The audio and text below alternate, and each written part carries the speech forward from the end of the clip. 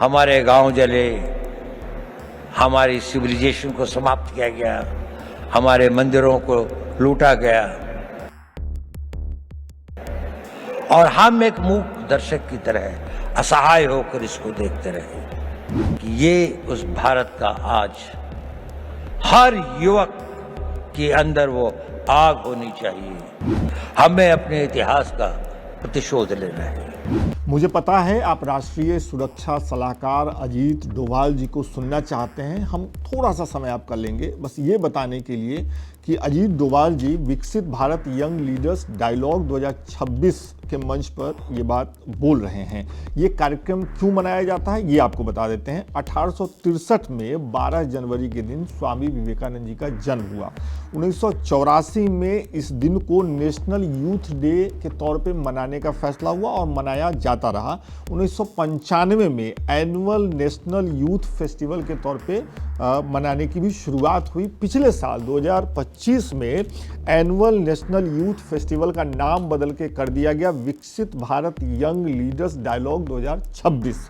तो इसी मौके पर जो राष्ट्रीय सुरक्षा सलाहकार हैं अजीत डोभाल जी, जिनका लंबा अनुभव है, वो कई देशों में जासूस के तौर पे रह चुके हैं। एक किताब पढ़ रहा था जिसमें भारत और पाकिस्तान के दो जासूस आपस में बात कर रहे हैं, तो उसमें अजीत डोभाल का जिक्र बार बार आ रहा है और भारत के लिए कहा जा रहा है कि उनके पास अजीत डोभाल है।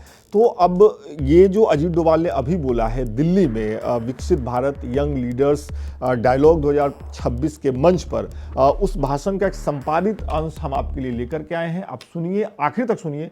ये स्वतंत्र भारत हमेशा ऐसा नहीं था जितना स्वतंत्र आपको दिखाई देता है। सदियों तक हमारे पूर्वजों ने इसके लिए बहुत कुर्बानियां सही, बहुत अपमान सहे, बहुत असहायता के दौर से गुजरे। कई लोगों को फांसी चढ़नी पड़ी। भगत सिंह को फांसी के फंदे को स्वीकार करना पड़ा, सुभाष बोस को जीवन भर संघर्ष करना पड़ा, महात्मा गांधी को सत्याग्रह करना पड़ा और अनगिनत लोगों को अपनी जानें देनी पड़ी। ये संघर्ष चलता रहा। हमारे गांव जले, हमारी सिविलाइजेशन को समाप्त किया गया, हमारे मंदिरों को लूटा गया और हम एक मूक दर्शक की तरह असहाय होकर इसको देखते रहे। यह इतिहास हमें एक चुनौती देता है कि ये उस भारत का आज हर युवक के अंदर वो आग होनी चाहिए कि मैं, प्रतिशोध शब्द अच्छा तो नहीं है, लेकिन प्रतिशोध भी अपने में एक बड़ी भारी शक्ति होती है। हमें अपने इतिहास का प्रतिशोध लेना है। हमने इस देश को फिर वहां पहुंचाना है जहां पर हम अपने हक, अपने विचार और अपनी आस्थाओं के आधार पर एक महान भारत का निर्माण कर सकें। हमारी एक बड़ी विकसित सभ्यता थी। हमने किसी के मंदिर नहीं तोड़े, हमने कहीं जाकर लूटा नहीं, हमने किसी बाहर के लोगों के ऊपर आक्रमण नहीं किया, जबकि सारी दुनिया बहुत पिछड़ी थी। परंतु क्योंकि हम अपनी सुरक्षा और हम अपने आप को समझ नहीं पाए कि हम को क्या खतरे हैं, हम उनके प्रति उदासीन रहे, तो हमें इतिहास ने एक सबक सिखाया। क्या हमने वह सबक सीखा? क्या उस सबक को हम याद रखेंगे? अगर आने वाली पीढ़ियां उस सबक को भूल जाएंगी तो ये इस देश का सबसे बड़ा ट्रेजेडी होगी। सेंट पीटर्सबर्ग के अंदर में एक बहुत बूढ़ा रवि रहता था, यू। वहां का जो बिशप था वो दोनों बहुत दोस्त थे। तो एक दिन बिशप उसके घर पे आया तो रवि जो था करीब 80-85 साल का था, तो उसकी आंखों में आंसू थे। उसने कहा, रवि क्या बात है, आज तुम उदास लग रहे हो? नहीं, उसने कहा, सोच रहा था उसने कहा क्या सोच रहे थे?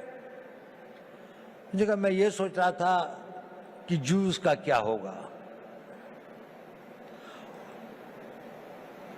उसने कहा देखो पिछले 2000 सालों से तुम संघर्ष कर रहे हो, 2000 सालों से यात्राएं सह रहे हो, 2000 सालों से तुम्हारे ऊपर इतनी अधिक वो हुई, प्रोग्राम थे दुनिया में, क्या तुम्हें इस बात का रोना आ रहा है?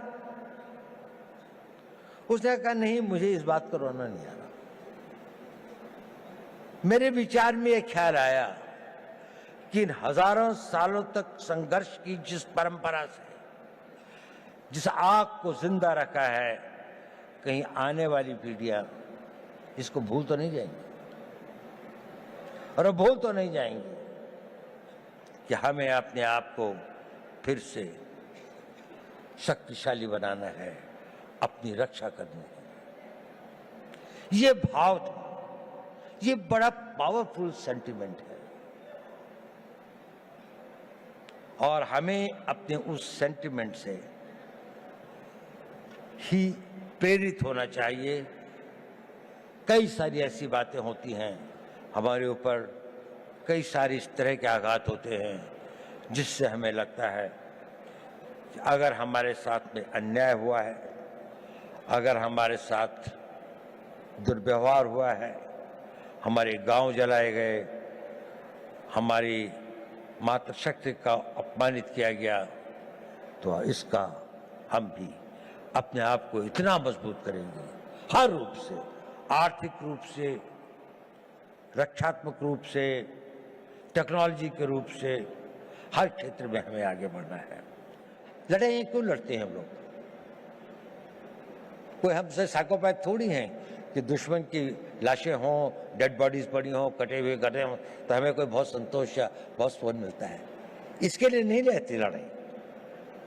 लड़ाइयां लड़ी जाती हैं किसी देश के मनोबल को तोड़ने के लिए, ताकि उसका मनोबल इतना टूट जाए कि वो हमारी इच्छाओं के अनुसार संधि कर सके, हमारी बात को मान सके, जो हम चाहते हैं वो उसे प्राप्त कर सके। जब आप लोगों में इच्छा शक्ति होगी तो राष्ट्र का मनोबल बनेगा। The will of the nation जिसे कहते हैं, कि जिसके लिए लड़ाइयां लड़ी जाती हैं। आज भी आप देख लें, जितनी भी लड़ाइयां हो रही हैं, जितने भी संघर्ष हो रहे हैं, कोई ना कोई कंट्री अपनी बात को दूसरी के ऊपर में थोपना चाहता है, उसके लिए वो शक्ति का प्रयोग कर रहे हैं। अगर आप इतने शक्तिशाली हैं कि कोई इसको ना कर सके तो आप हमेशा स्वतंत्र रहेंगे। देखिए, नेपोलियन बोनापार्ट एक बड़ा भारी योद्धा था। ये आपके लिए रेलेवेंट है क्योंकि आप लोग नेता हैं कल के, आप लोगों ने नेतृत्व करना है। कोई आर्मी का जनरल बनेगा, कोई इंटेलिजेंस का चीफ बनेगा, कोई बहुत बड़ा डॉक्टर बनेगा, कोई इंजीनियर होगा, कोई बड़ा बड़ा एडमिनिस्ट्रेटर होगा, कोई बहुत अच्छा डिप्लोमेट होगा, कोई राजनीतिक नेता भी होंगे कुछ लोग। नेपोलियन एक बात कहता था, I am not afraid of 1000 lions led by a sheep, but I am afraid of 1000 sheep led by a lion. अगर हम 3000 लॉयन पैदा कर दें, नेपोलियन कहता था मुझे 1000 शेरों की फौज से डर नहीं लगता, अगर उसका नेतृत्व एक भेड़ का बच्चा कर रहा हो। लेकिन अगर भेड़ों की फौज होगी, पर अगर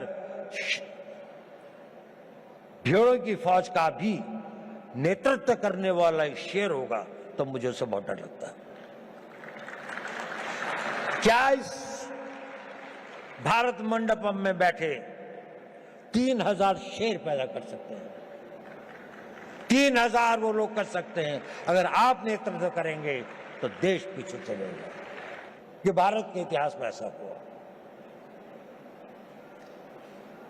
जब जापान का उदय हुआ तो वेस्ट के अंदर में एक बड़ी बहस चली कि क्या एशियन कंट्री कोई जो है वो वेस्टर्न कंट्री से आगे निकल सकता है।